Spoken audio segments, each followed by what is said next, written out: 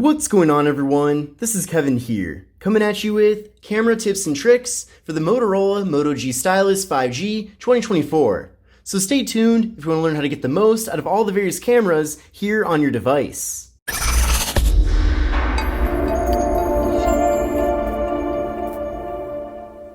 So this is the Motorola Moto G Stylus 5G 2024. Now this phone is actually packed full of a bunch of different cameras and really cool camera features, and I'm looking forward to showing you my favorites here in this video. But first, let's go over the actual cameras that we're getting here. So up front, we do have a hole punch, and in that hole punch is a 16 megapixel front-facing camera. And then on the back of the phone, we have a dual camera setup with a 50 megapixel main camera and a 13 megapixel ultra wide angle camera. Now, if you're looking for a quick and easy way to get to the camera app here on the device, all you have to do is just double press on the power button, just like that, and then it immediately pulls up the camera here. So here's how things look with the main camera, and then to get to the ultra wide angle camera, just tap on the 0.5 right there, and then you can see we're able to fit a lot more content into a single frame. Now there is actually a macro mode here on the device, despite this phone not actually having a dedicated macro camera. So you can go right here to this flower icon, and then with that, you can get very close up and have things be in really good detail. So again, it's not actually using a macro camera because there is no dedicated macro camera here on the device. Instead, it's actually using a feature called Macro Vision, which is able to pretty much mimic a macro camera using the other cameras here on the phone. Now, despite the Moto G Stylus 5G 2024 having a 50 megapixel camera here on the back of the phone, by default, it actually is not going to capture images at that full 50 megapixels. Instead, if you want to get that, you actually have to go down here to the More tab, and then from there, go to where it says Ultra Res 50, go there then, and then now, when you capture photos with the device, they will indeed be 50 megapixels. So the reason why that's not the default option here is just because most people don't need to actually capture photos that are this crisp necessarily, and also 50 megapixel images take up a lot more space on the device. So it's definitely a feature that's convenient for when you need it, but when you don't need it, you don't necessarily want to use it. But you can see here, I'm able to really zoom in, especially on this plant, and that's all thanks to having such a high megapixel count with the main camera here on the phone. Now you will see right here an option where it says 2, so that is a 2x zoom. However, that's just a digital zoom, so it's essentially just cropping in. It is not an optical zoom. So it might come in handy in certain situations, but overall, it's pretty much just cropping in, so you may as well just take standard 1x photos. But if you find that feature to be helpful to you, then it certainly is there for you. Now this feature right here is Google Lens. So with Google Lens, we'll open up the camera here, we'll give it the permissions, and then from there, I can take a photo of really anything, and then from there it's going to search it up and then find maybe a match potentially. So it actually figured out what species of boxwood this is, even though it's an artificial plant. But you can see scrolling down here, it gives me options on where I can buy similar plants to this one. And then another option here is for the filters. So you can actually pick amongst many filters here. So that's kind of cool. I don't personally use filters when I'm taking photos with devices, but it is here for you if you do find any of these to be nice to use. So that is cool. Now this button down here, of course, is for the front-facing camera. So if you tap on that, it flips things around. So there's me right there. Still got to take a shower. Hair's a little messy. Sorry about that. Now this button right here is for a group selfie. So it crops things out slightly, which is nice. There is also an option here for different effects. So you can have it smooth things out. You can have it really change the way you look, potentially, if you want that. So that's an option there. There's also filters for the front-facing camera as well, so that's nice. And then we do have an option here for portrait mode selfies. So you can get nice blurred out backgrounds here, even when capturing photos in portrait mode. You also have the ability here to adjust the blur as well. So if you want more blur, you can do that, or less blur. You can really set that to exactly how you want it to be. And then flipping around to the rear camera, you also have the option to adjust the amount of blur for rear camera portrait mode photos. So that's definitely very convenient. Now heading back over to this More tab, let's go over some of the various options that we have here. So I already showed you Ultra Res, which is really awesome. There's also Scan. So if you want to scan documents, this is definitely the best mode for that.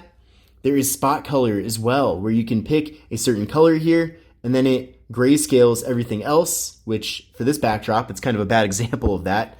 I can show you here, this plant is actually yellow, and you can see since I picked green as the spot color, it is grayscaling this plant. So that's kind of interesting. That is kind of a way to make your images look a little bit more artsy, I suppose.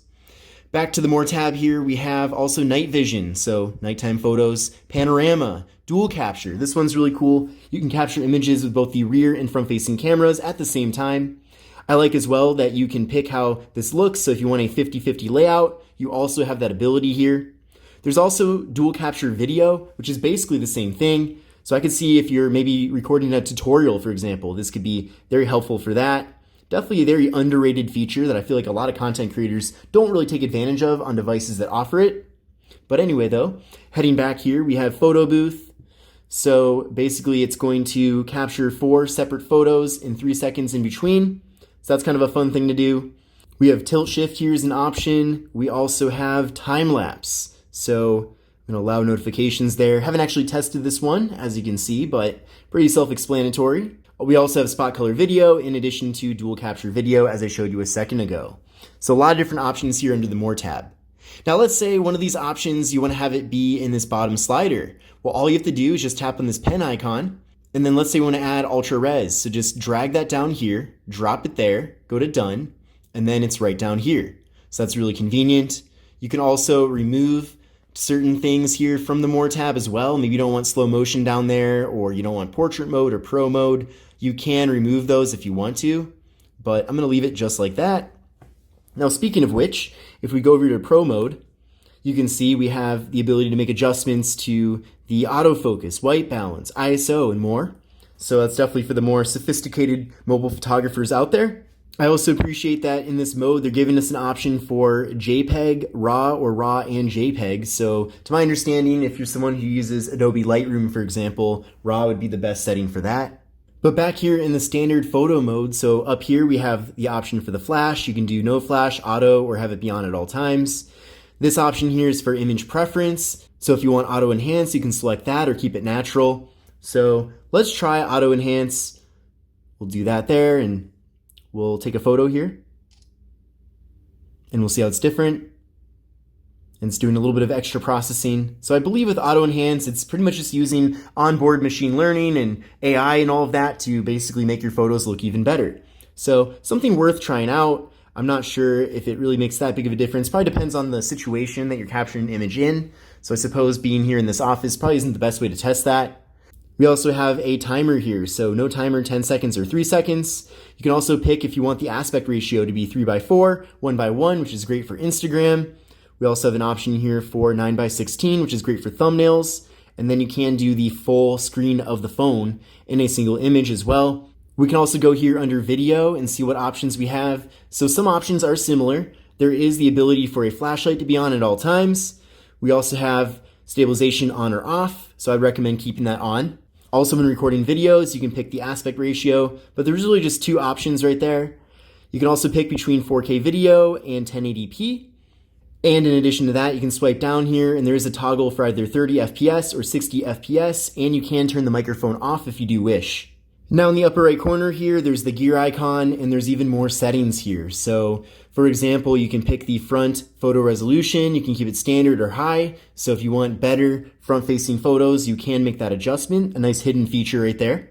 There's also shot optimization, so enhanced photos with automatic tuning and AI scene detection. That's already on, but that's pretty good. I'd keep that on for sure. There's also the watermark, so you can add a timestamp for your images or even the name of the phone, which is pretty cool. I'm actually going to keep that on because that's a great way for me to keep track of the images I'm taking with this device, considering that I do review quite a few different smartphones here in the channel. There's also Google Lens. That's a great one. I already demonstrated that one for you. There's also audio zoom, so amplify audio in the zoomed area of the viewfinder. That could be really cool in certain situations. Efficient videos, it just saves it in a different video codec here. I wouldn't necessarily mess with that one, but you could give it a try later on. Selfie mirror, it'll basically save selfies and videos as they appear in the viewfinder. I'm going to keep that on. There's also capture methods. So there's a few ones here that are not enabled by default, or all of them are not enabled by default. But first I'll show you gesture selfie. So show your palm to take a selfie. Let's give that a try. This is kind of hard to do sometimes when I have a camera in front of me, but we'll try it right now. There we go. There we go. There we go. That worked really well. We'll go back to the settings here and see what else there is. There's also auto smile capture, so automatically capture when everyone in the frame is smiling. I'll also enable this, tap anywhere to capture. So I'll smile. There we go, took the photo. See, when I'm sad, it doesn't do anything. There we go, when I smile, it took a photo again. And then the other setting was that I could tap anywhere here and capture. So basically the entire screen here becomes the capture button, or the shutter button. If you don't like that the camera makes noise when you're tapping the shutter button, you can turn that off here with shutter sound. There's also the ability to add a leveler and also an assistive grid. So that's the rule of thirds essentially. And you can see here it shows the leveler, and then also we have a grid here as well. So that's pretty nice. Let's see, what else is there here that I want to show you? Quick capture. This is a fun one. So basically if you twist your wrist twice quickly, it'll open up the camera no matter where you are. There we go, it opened the camera. We'll try that again. So even with the screen off, it will do that. Now, if you don't like the camera settings resetting every time that you open up the camera app, you can enable keep last mode here, and basically with that enabled, whatever mode the camera was in before, so maybe you were just taking a video, for example, and you go back to the camera app, it's not going to switch over to the regular photo mode. By default, it'll go back to what you were using previously. So that's really helpful there. But in general, there's just a lot to like here about the various cameras on the Moto G Stylus 5G 2024. Definitely a fantastic device. I really recommend it. And if you are a mobile photographer, I think this phone is certainly one that you might want to consider. But this concludes my video on camera tips and tricks for the Motorola Moto G Stylus 5G 2024. If you like this video, give it a thumbs up. This is Kevin here, and I will see you in the next one. Take care and have a great rest of your day.